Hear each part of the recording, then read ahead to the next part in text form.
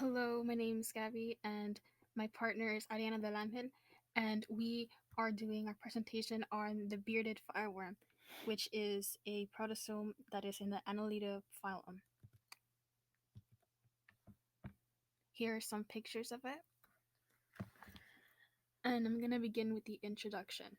The scientific name for the bearded fireworm is the Hermodice caranculata.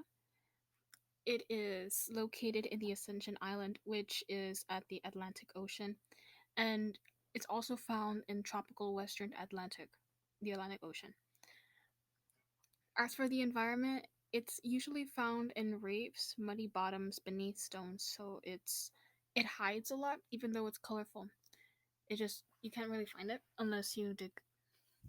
As for the name slash meaning, it's named because of its painful sting. The sting doesn't really harm humans, but it burns for hours. The sting can hurt other prey, and it glows in fire-like ways. That's why they decided to name it the bearded fireworm. It also has these cotton things on it attached to it, so it looks kind of like a beard.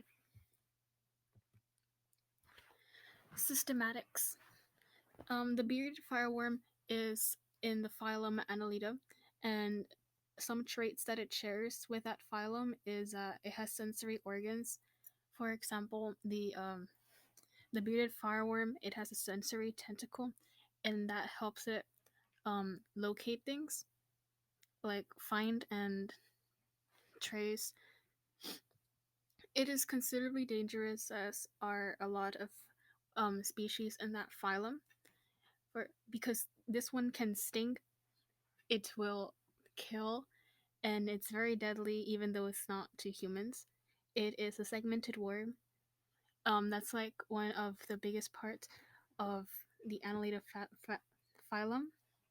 It's also very colorful, and even though most species in the Annelida phylum aren't colorful, this one has a lot of color, and that adds to its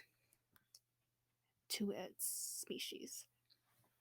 Some differentiation is that, for example, there's a phylum called the flatworms, and they are unsegmented, but the bearded fireworms are segmented, as I mentioned before.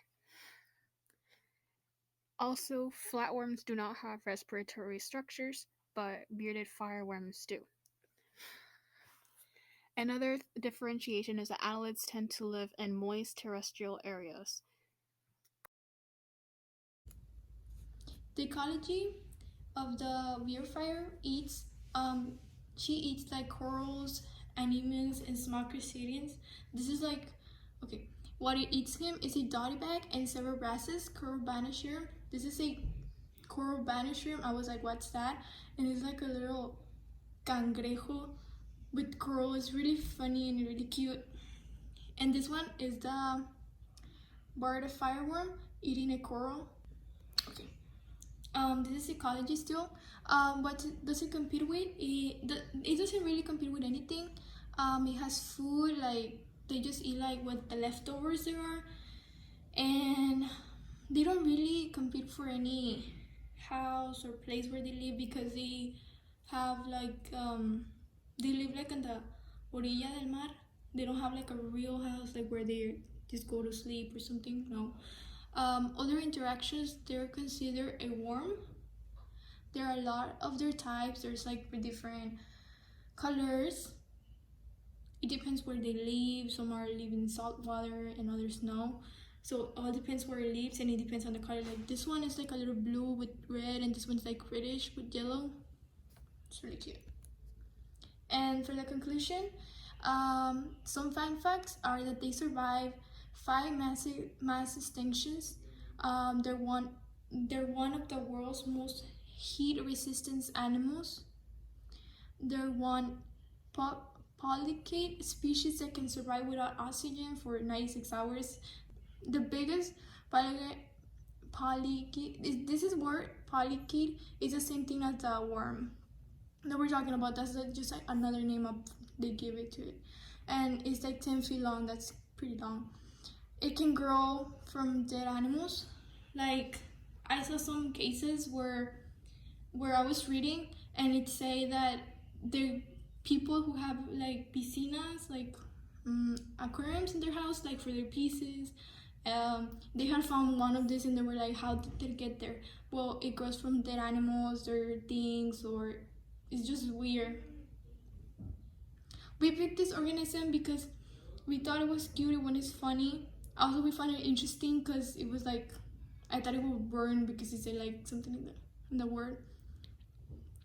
The importance for this in the environment, it helps other marine environment and other organisms that consist on their environment with. So they help both because they just eat like what the sometimes they eat like leftovers and sometimes no, and they don't really bother anybody.